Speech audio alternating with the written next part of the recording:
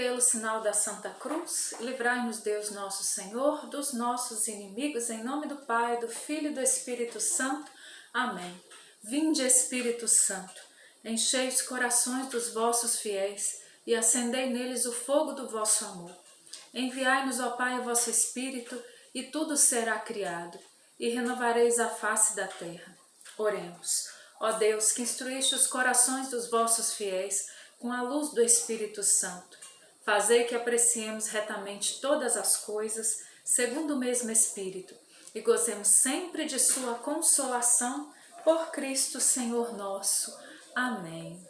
Eu quero te convidar a, neste momento, fazer uma breve reflexão sobre o seu relacionamento com Deus, sobre o seu relacionamento com Jesus. Nós estamos inseridos dentro de uma sociedade, né? Nós vivemos em um país cristão, católico, nós estamos inseridos na vida da igreja, nós temos pastorais, nós temos movimentos, nós temos trabalhos dentro da igreja, nós vivemos dentro da comunidade eclesial. Mas o nosso relacionamento com Jesus, o nosso relacionamento íntimo com Jesus, de ouvir a voz do Senhor, de falar com Ele, de se relacionar com Jesus como amigo, esse relacionamento, ele é individual, né? A gente se relaciona com o Senhor enquanto comunidade, mas nós precisamos ter um relacionamento íntimo, pessoal, entre nós e Ele, né? Onde nós vamos expor o nosso coração a Ele, no silêncio muitas vezes, no escondimento da nossa oração pessoal, né? Quando nós entramos para o nosso quarto, fechamos a porta, né? Quando nós estamos ali em intimidade com Ele, quando nós estamos ali orando, quando nós estamos ali falando com Ele e que não tem mais ninguém para ouvir a nossa oração, para aprovar ou desaprovar a nossa oração, não. É a nossa verdade, a nossa sinceridade com Ele, né? E nós precisamos nos questionar, né? Em relação a esse relacionamento pessoal e a resposta que a gente tem dado a Deus também. A resposta que nós temos dado a Jesus, porque a resposta que nós damos a Ele, ela também é uma resposta pessoal. Eu respondo ao Senhor. A minha resposta, ela não é uma resposta de uma multidão. A minha resposta não é a resposta de uma comunidade paroquial, de uma pastoral, de um movimento, mas a minha resposta pessoal, ela é minha, né? Sou eu respondendo ao Senhor, sou eu respondendo ao chamado do Senhor, sou eu correspondendo ao amor dele. Então nós precisamos ter a noção dessa dimensão, né? Dessa dimensão comunitária, ela é extremamente importante e esse vídeo nós estamos então meditando sobre isso, não retirando a realidade da comunidade, nem a importância da comunidade, pelo contrário. A comunidade é importante, a nossa vivência em comunidade ela é extremamente importante, mas num outro momento nós falamos sobre isso. Hoje, o Senhor nos leva a pensarmos um pouco sobre como tem sido a nossa resposta pessoal, como tem sido o nosso relacionamento pessoal com Jesus. E eu queria que você tomasse comigo, né, a palavra de Deus para que a gente possa meditar um pouco no Evangelho segundo São Marcos, no capítulo 8 de São Marcos, no versículos 27 a 29. Nós temos também referência, né, a essa passagem, temos essa mesma passagem bíblica em Mateus 16, de 13 a 23 e Lucas 9, de 18 a 22. Mas nós vamos então agora, para que a gente possa meditar um pouco, aqui com Marcos 8, de 27 a 29. A palavra de Deus fala assim: Jesus saiu com os seus discípulos para as aldeias de Cesareia de Filipe. E pelo caminho perguntou-lhes: quem dizem os homens que eu sou? Responderam-lhe os discípulos: João Batista, outros, Elias, outros, um dos profetas. E vós? Perguntou-lhe então Jesus: quem dizeis que eu sou? Respondeu Pedro: Tu és o Cristo. Palavra da salvação, glória a vós, Senhor. Então Jesus está aqui caminhando com os discípulos, e caminhando ali com os discípulos, né? Ou seja, com aqueles que eram próximos a ele faz uma pergunta, ele lança uma pergunta. Quem dizem os homens que eu sou?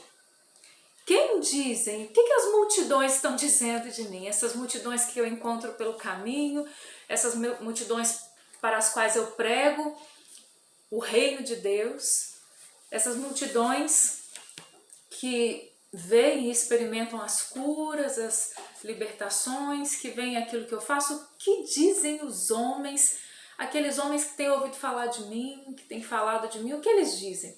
Quem eles dizem que eu sou? Jesus pergunta para os discípulos. Claro que Jesus sabia, né, gente? Mas Jesus pergunta. E eles respondem. Uns dizem que tu és João Batista, Senhor. Outros dizem que tu és Elias, Elias que devia voltar.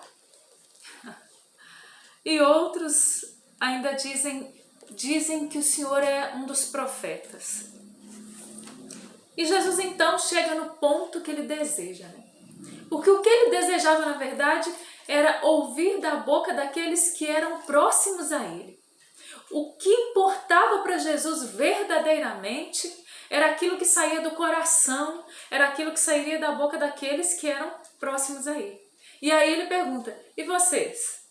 Quem vocês dizem que eu sou? E a gente pode trazer agora essa pergunta para nós, a gente pode colocar essa pergunta no singular. E você? Jesus pergunta.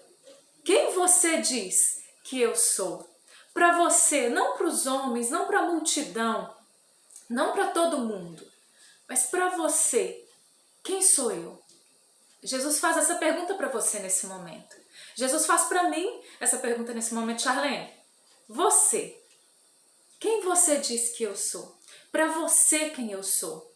Na sua vida, quem eu sou? Na sua verdade, quem eu sou? No seu dia a dia, quem sou eu? E aí, no versículo 29 vem dizer. Então, perguntou-lhe Jesus, vem a pergunta, e vós quem dizeis que eu sou? Respondeu Pedro. Pedro, né? Grande Pedro. Pedro impetuoso. O impetuoso usado profundamente por Jesus, escolhido para ser o primeiro papa da igreja. Jesus pergunta para ele, para eles, quem dizem os homens que eu sou? E aquele que estava à frente do grupo, Pedro, com a sua característica própria, diz, tu és o Cristo. E talvez a gente hoje, a gente escutando isso, né, fala assim, claro, ele é o Cristo mesmo, né? Mas isso não era tão claro naquela época, né? Isso não era tão claro naquele momento, naquele contexto em que eles viviam. Aquela resposta de Pedro, ela foi uma resposta certeira, né? Pedro tirou 10 na prova. Tu és o Cristo. Ele acertou na mosca. Mas Pedro diz isso também a partir, claro, Pedro diz isso pelo impulso do Espírito Santo, porque o Espírito Santo já revelava isso ao coração de Pedro, mas Pedro diz isso também por aquilo que ele via de Jesus, por aquilo que ele ouvia de Jesus, por aquilo que ele experimentava de Jesus. Ali não estava um homem qualquer, ali não estava um coleguinha deles, ali não estava nenhum amigo somente, ali estava o Cristo. Pedro soube reconhecer quem era Jesus e que Jesus era o Cristo, que Jesus era o Senhor, que Jesus era o Salvador, que ele era o Messias. Pedro reconhece quem era Jesus, por quê? Porque Pedro andava com Jesus, porque Pedro conhecia Jesus, porque Pedro era amigo de Jesus. Pedro era amigo de Jesus e Pedro reconhecia que na voz daquele homem, que nas palavras daquele homem, que na verdade daquele homem havia algo a mais. E só na intimidade Pedro poderia reconhecer isso. E aí nós voltamos então. Qual tem sido o nível de intimidade que nós temos tido com Jesus? Na nossa vida de oração, no nosso dia a dia mesmo, né? No concreto da nossa vida. Como é que nós temos nos relacionado com Jesus? Nós temos nos relacionado com Jesus a ponto de ver talvez aquilo que a multidão não vê. Nós temos tido essa intimidade com Jesus a ponto de ouvir dele aquilo que a multidão não consegue escutar. Nós temos caminhado com Jesus a ponto de crer nele de uma forma talvez maior do que o mundo, de uma forma geral, crê? Ou Jesus continua só num crucifixo na nossa parede? Quem é Jesus? Você se relaciona com Jesus como uma pessoa? Nós temos nos relacionado com Jesus como alguém que está na nossa vida presente, que é capaz de mudar o rumo da nossa história, que é capaz de mudar o rumo da nossa vida? Nós temos nos relacionado com Jesus dessa forma, ou nós temos coisificado Jesus na nossa vida? Ou nós temos recorrido a Jesus só na hora que a gente precisa e não existe aderência de vida? Qual tem sido a resposta que nós temos dado a Ele? Uma resposta de vida, gente, tem que ser uma resposta individual. Eu preciso responder. Não adianta eu ficar esperando as pessoas responderem por mim. Não adianta eu andar com uma galera legal, uma galera bacana de igreja. Não adianta nem mesmo eu andar com o povo santo. Se a minha resposta pessoal, ela não jorra do meu coração através de uma experiência pessoal com Jesus, se a minha resposta pessoal ela não é radical. Nós temos visto hoje que muitas vezes nós temos dado respostas muito superficiais a Deus.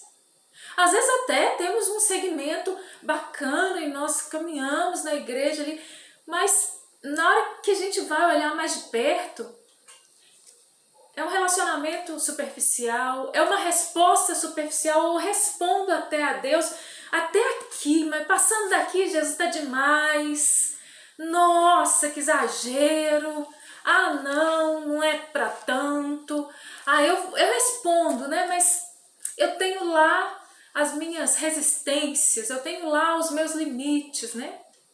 Eu aceito o que a Bíblia diz e eu gosto da Bíblia, eu acredito que a Bíblia é a palavra de Deus, né? Eu acredito no que a igreja ensina e eu acredito. Mas eu acho que isso aqui é meio exagerado. Também não precisa levar o pé da letra. Também não precisa ser para tanto. Ah, não, é muito legal na vida dos santos. Ah, não, isso aí é muito bom na vida de Pedro. Mas na minha vida, deixa a vida me levar, Jesus. Meu Deus, como tem sido a nossa resposta, né? Se nós compreendêssemos que o nosso relacionamento com Jesus pode nos levar a dar uma resposta única para Ele, se nós compreendermos, e eu peço ao Espírito Santo essa graça, que nós compreendamos isso, que nós podemos e devemos dar a Jesus uma resposta única. Existe uma resposta que eu preciso dar a Jesus, que é minha. Por quê? Porque existe um chamado que é só meu. Porque no meu relacionamento com Jesus existem coisas que Ele vai pedir para mim. Né? Quando nós, na nossa vivência em comunidade, muitas coisas Ele vai pedir para o nosso grupo, né? Muitas coisas Ele vai pedir para a nossa pastoral, muitas coisas Ele vai pedir para o nosso movimento, muitas coisas Ele vai pedir para a nossa comunidade paroquial, mas existem coisas que Jesus vai pedir para você. Existem coisas que Jesus vai falar para você. Existem coisas que Ele vai plantar no seu coração. Existem coisas que exigirão uma resposta que é só sua. Pensa comigo, São Francisco de Assis, um grande santo da nossa igreja, todo mundo conhece, vamos tomá-lo como referência agora. São Francisco de Assis, existia, gente, uma resposta que só São Francisco seria capaz de dar. Porque havia um chamado que era para ele. Jesus, ele não olhou para a multidão, jogou, né, ali um chamado e quem pegasse era isso mesmo. Não foi assim, né? Houve um chamado ali na vida de São Francisco que era para ele. Ele respondeu. Outros vieram até. Outros até o seguiram dentro daquele chamado que era dele.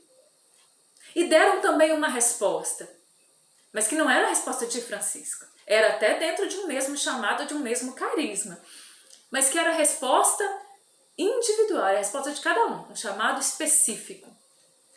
Mas vamos voltar a São Francisco. Se ele não tivesse respondido, hein? Meu Deus do céu, que perda enorme para a igreja, para mim, para você, dentro dessa referência de santidade que São Francisco nos deixou.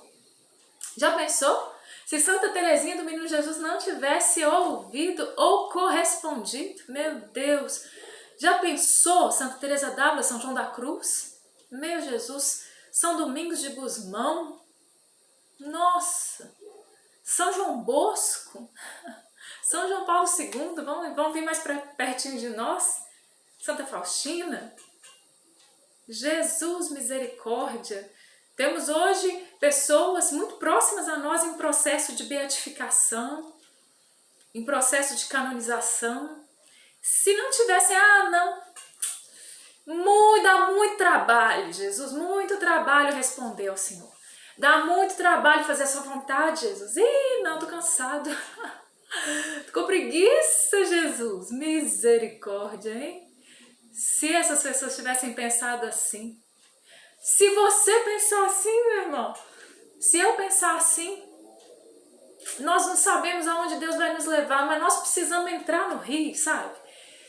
Deixar com que o rio do Senhor nos leve para onde Ele quiser, do jeito que Ele quiser. Se vai dar trabalho, se não vai dar trabalho, isso é só um detalhe, que a graça de Deus vai te sustentar, a graça de Deus vai me sustentar. Essa resposta pessoal precisa ser dada, sabe? Precisa. Mesmo que você esteja num grupo bacana, numa pastoral bacana, num movimento muito bom,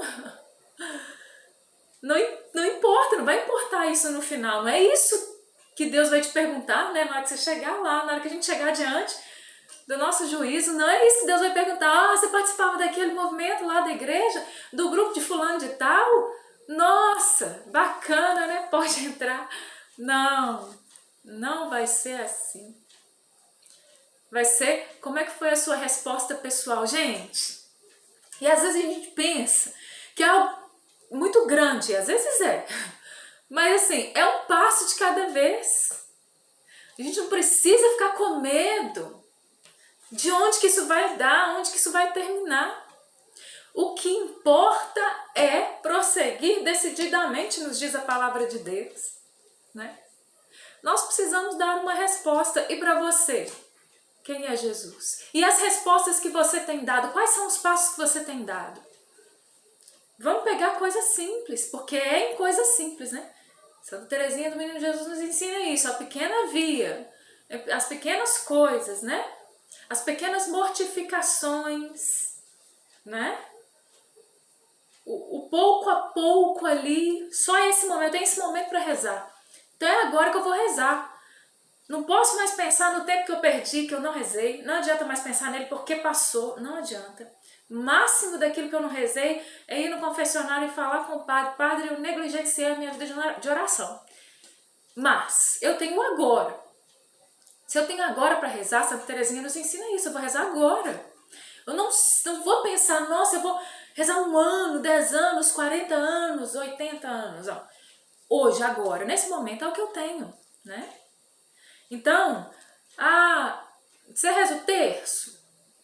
Você reza o rosário? O povo do meu grupo não reza, eu também não rezo não. Né? Não, já tem os irmãos rezando por mim. Né? Faz jejum? De vez em quando, né? Quarta-feira de cinzas, sexta-feira da paixão. Eu dou o mínimo possível para Deus para garantir o meu céu. Os santos nos ensinam que isso é um perigo. O maior perigo que nós temos enquanto cristãos católicos caminhando na igreja é dar o mínimo possível para entrar no céu.